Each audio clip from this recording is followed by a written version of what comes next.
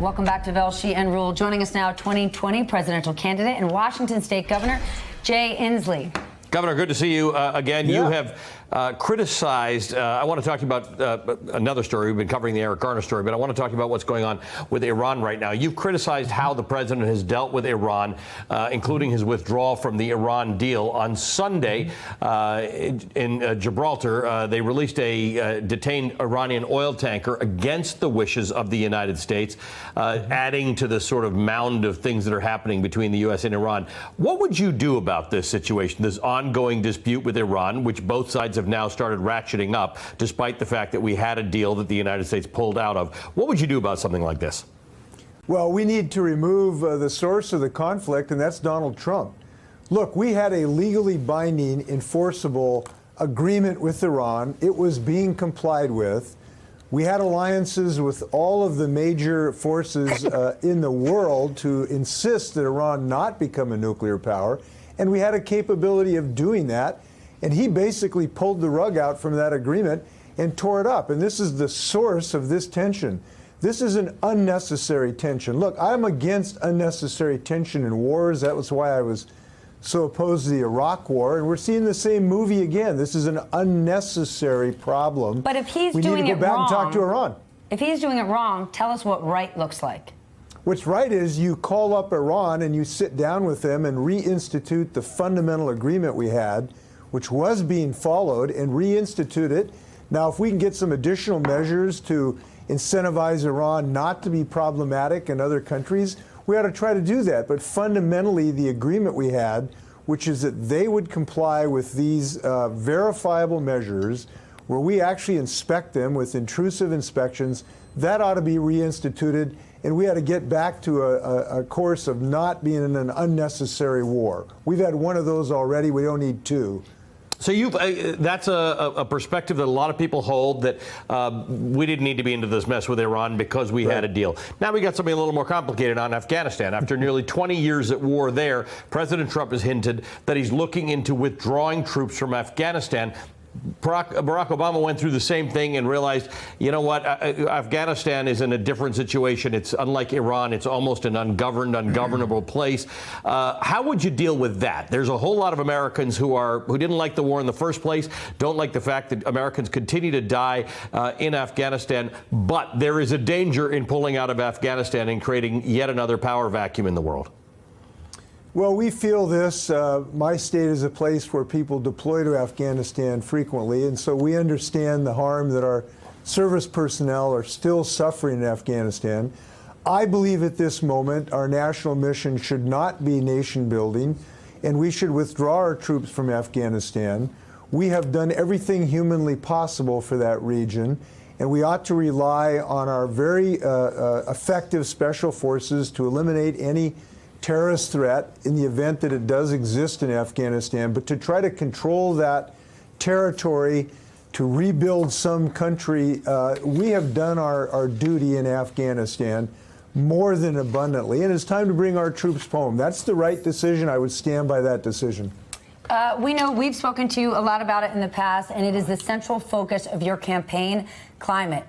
July was the hottest month ever recorded on Earth.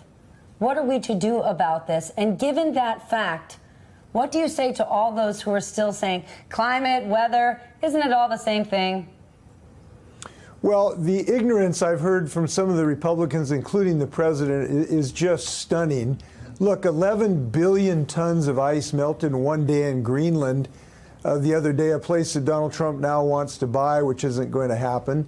And so we know that this is now breaking so rapidly on us. If you look at the changes in Alaska, they are stunning. When I was in Miami Beach, it was the hottest day, and the Everglades were on fire. 42,000 acres of a swamp were on fire. When that has happened, you have a problem. Now, our nation is fully capable of defeating climate change. We are fully capable of building a clean energy economy, but not if we join the Trumps and Senator Rubio's the other day that basically said we should just give up. Look, we did not give up and adapt to fascism in World War II.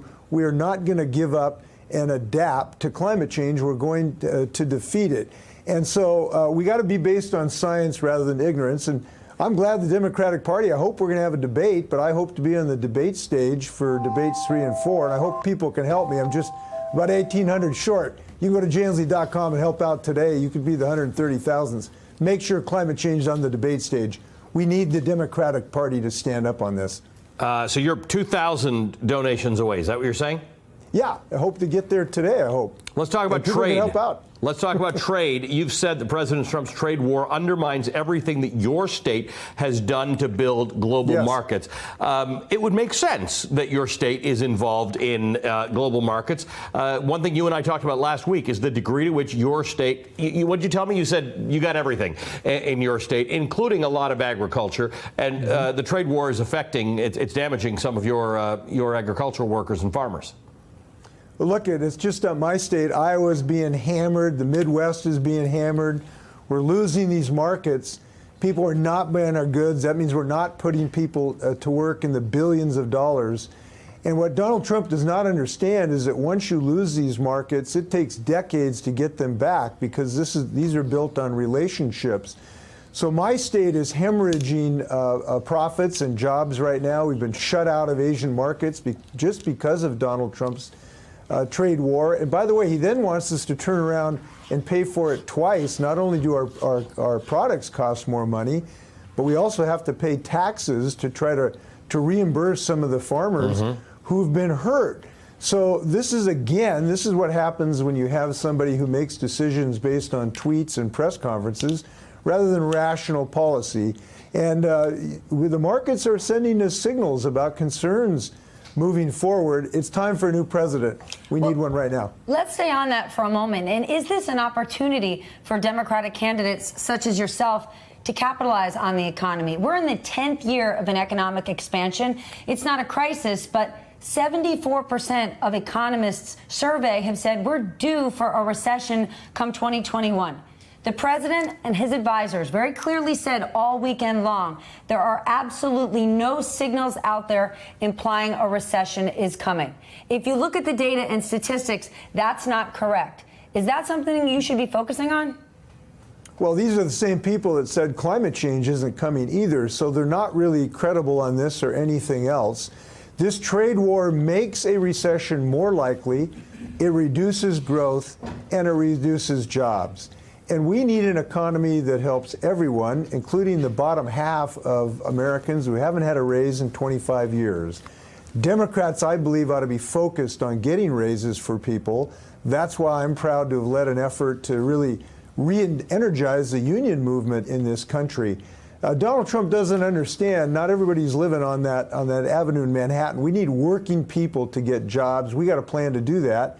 The Democratic Party is the hope of the country in this regard.